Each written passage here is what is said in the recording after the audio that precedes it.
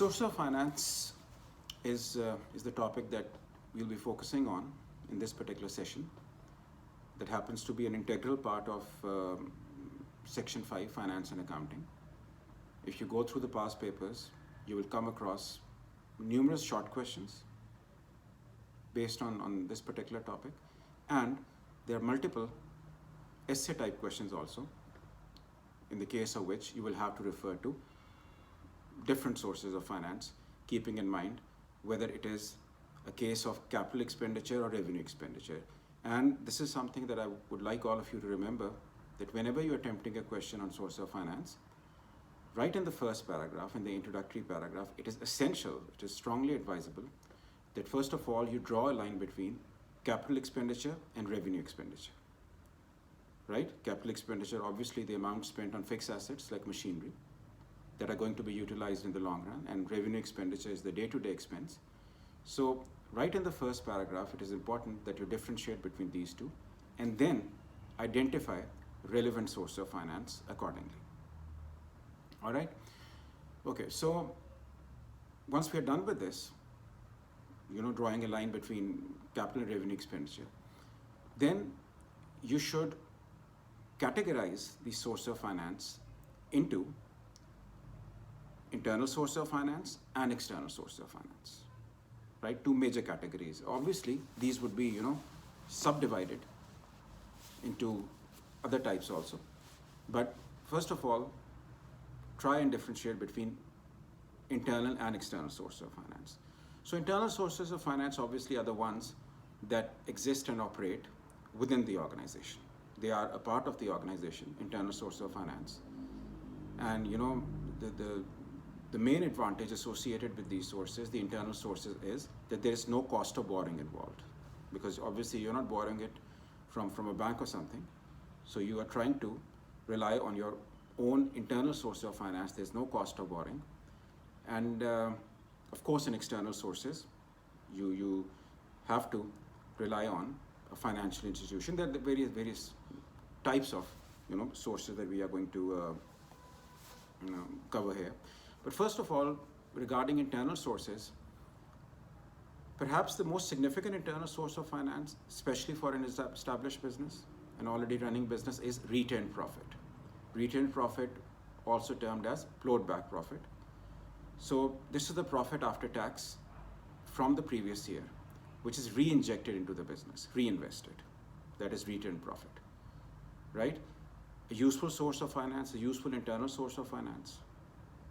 And even if a business is unable to finance a project by totally relying on retained profit, because especially in smaller businesses, it's not a substantial amount.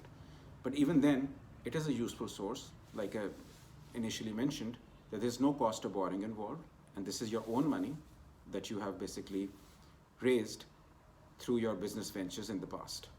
So that is retained profit. Then number two should be the sale of assets. So if the organization owns some idle assets, could be a piece of some sort of machinery, a piece of depreciated machinery, or possibly a piece of land, anything, any asset which is not in use currently, preferably, you can use that particular asset as a source of finance. You can offer it for sale in the open market and raise the required amount of money. So especially referring to those questions, in the past papers, in which they want us to discuss relevant sources of finance when an old machinery is being replaced. So in that context, this can prove to be highly relevant. Replacing old machinery, so obviously the depreciated machinery can be sold in the open market, should be sold to raise a certain amount of money. So sale of assets should be there on the list of internal sources. And then of course, management of working capital. Management of working capital. So working capital, as you already have an idea, working capital is circulating capital, right? It is circulating capital, and it represents all those items which are in circulation or which are used within a short period of time. Could be cash, could be raw materials, semi-finished goods. So better management of working capital It also allows a business to improve its cash flow position, improve the inflow of cash, and you can use that amount for financing other projects also. For instance, I would like to quote an example. If a business organization, for instance, adopts a tight credit policy and they start exerting pressure on their debtors for a prompt payment, and as a result of this, there's an improvement in cash flow, that amount can be used for funding projects. So better management of working capital, and do not forget to mention the formula, current assets minus current liabilities, working capital. So that could also be another internal source of finance. So as far as internal sources are concerned, try and confine yourself to these three. Of course, there could be other simpler sources also, like savings. If you want, you can add it to the list. But in terms of quality, I think, if you want to add to the quality of your answer, these three are good enough. Otherwise, personal savings, it is always there as a source of finance. Now, coming to external sources are further classified into external long-term and external short-term sources. External long-term sources, external short-term sources. So, long-term sources are further divided into share capital and loan capital, right? External sources are classified into external long-term and short-term, and long-term sources are divided into share capital and loan capital. So as far as share capital is concerned, you can simply discuss how a PLC works, how a public limited company works. It floats shares in the stock exchange, and that is the major source of finance for a PLC. Share capital. Obviously, people who make an investment in these shares, they're hoping that there'll be some capital gain, or they will earn dividend in the long run. But share capital, as far as the PLC goes, is the major source of finance for such well-established large organizations. Okay, and obviously a private limited company cannot offer its shares publicly for sale, but of course there could be a private issue. If you are willing to have more directors or more investors in the company, because obviously it operates within a small group of close associates or relatives. That is, private issue is always a possibility. But mainly it's the PLC, and they sell shares for this purpose publicly. Okay, loan capital, under this heading, you are going to discuss multiple sources of finance in which some sort of borrowing is involved. And amongst these, the most important is bank loans. Long-term bank loans, perhaps the most significant external long-term source of finance. Long-term bank loans. So, most of the business organizations these days, they rely on bank loans for financing their projects or meeting their capital expenditure. And something important that should be mentioned in the answer also, that if a business organization, if a firm, it borrows money from a bank, from a financial institution, it is not necessarily a sign of some sort of financial weakness or something. Yes, if you don't have the required amount of funds, you can approach a bank. But nowadays, it is more of a strategy. Businesses that are financially sound, they would still prefer borrowing from a bank. And the obvious reason is that they don't want their own funds to be tied up. Ideally, they would borrow from a bank, make the investment, start generating revenue, and use the same amount for paying off the loan also. It improves their cash flow position, and like I said, the funds are not blocked, the funds are not tied up. And they can have an access to a substantial amount of money, provided they're able to prove their credit worthiness to the bank, their financial credibility, credit worthiness. And of course, in those evaluation-based questions, you have to discuss the drawbacks, the risk factor. The risk factor is always there. The cost of borrowing is there, the high rate of interest comes into effect. Then banks usually demand a collateral. Maybe the property is pledged against which the loan application is approved. That is, there is an element of risk there. If they default, the personal assets and belongings and that collateral, that can be confiscated by the bank, right?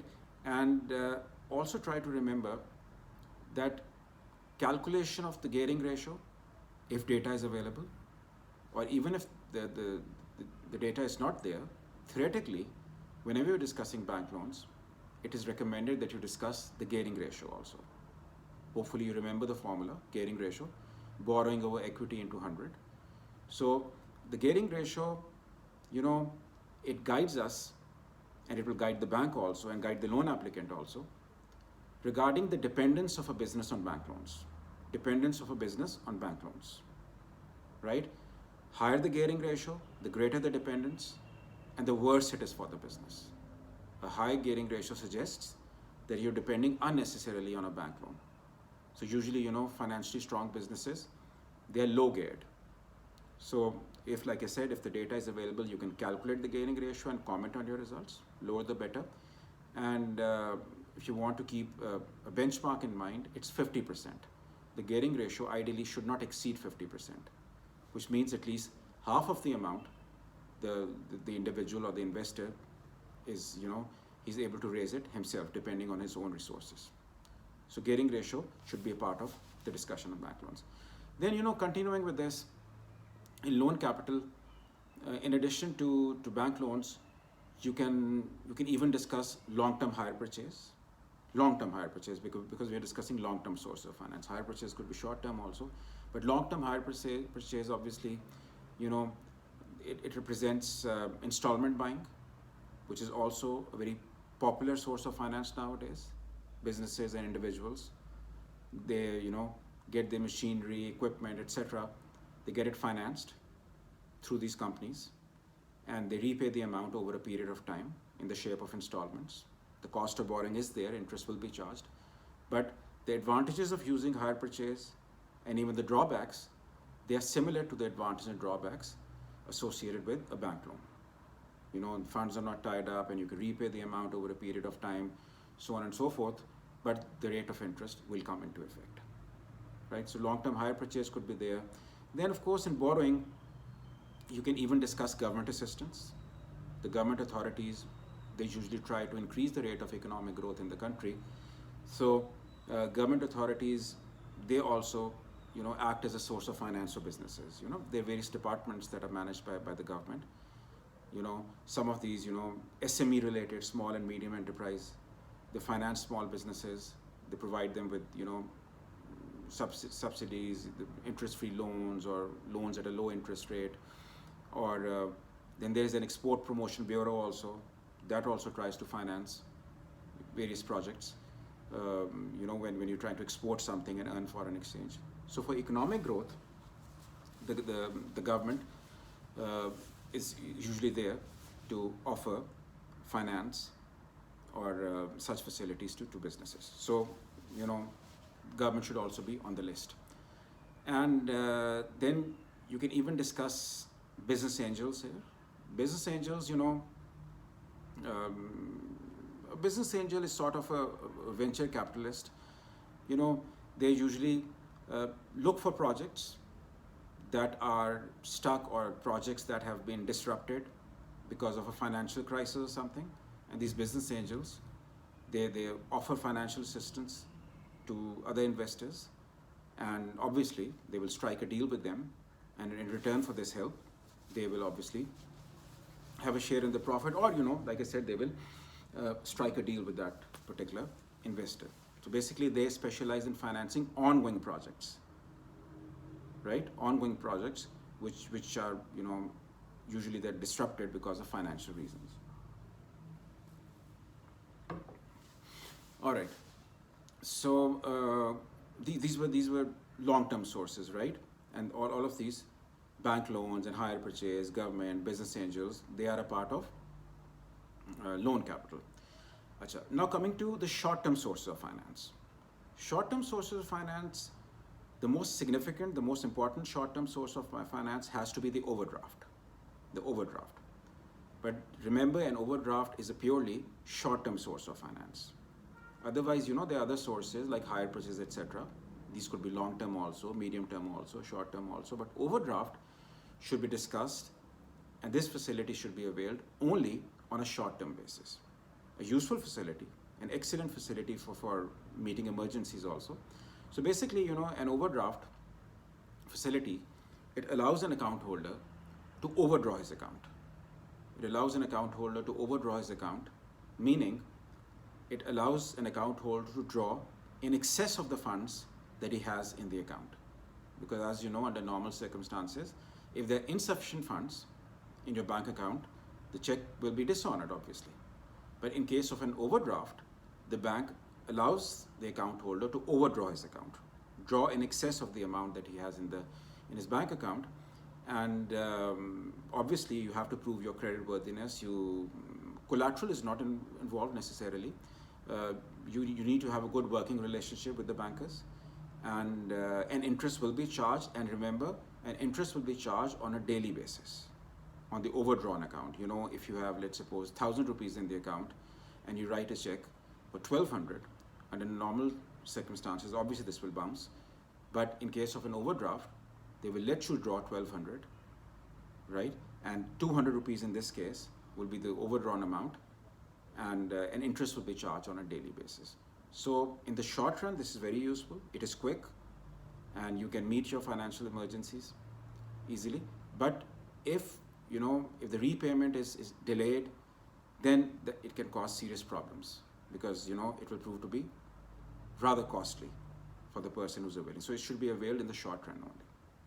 So in addition to the overdraft, then we have credit cards also. Credit cards, a very commonly used instrument. All these banks that issue these credit cards, and there are specialist companies also that are engaged in this. A credit card allows the card holder to carry out not only retail transactions and make the payment afterwards, but you can even draw cash. Cash advance facility is also available. And of course, the cost of borrowing is there. There are terms and conditions to be followed. And a credit card facility, this is also quite useful and should be discussed as a short-term source of finance. But yes, I've often observed while, going through the papers, scripts, some students, for some odd reason, they mention debit cards also when they're discussing credit cards. So you're not supposed to do that, right? A debit card, it's not a credit facility. With the help of a debit card, you're just using your own money. A credit card is, it is a clear-cut source of finance, and the bank is offering a credit facility to that particular individual or business. So credit cards, that is another short-term source of finance. Then of course, trade credit. Trade credit is the name of the game these days. It is like an unstated rule these days that whenever you buy a raw material, for instance, for example, there's a construction company and they buy cement from a supplier. So it's like an unstated rule that in most of the cases, the payment will be made afterwards. You will acquire the material immediately, right away, but the payment will be made after a few days, after 30 days, 45 days, 60 days, whatever is decided, the repayment period or the debt collection period. So trade credit facility is very commonly availed, and the reason is simple: competition.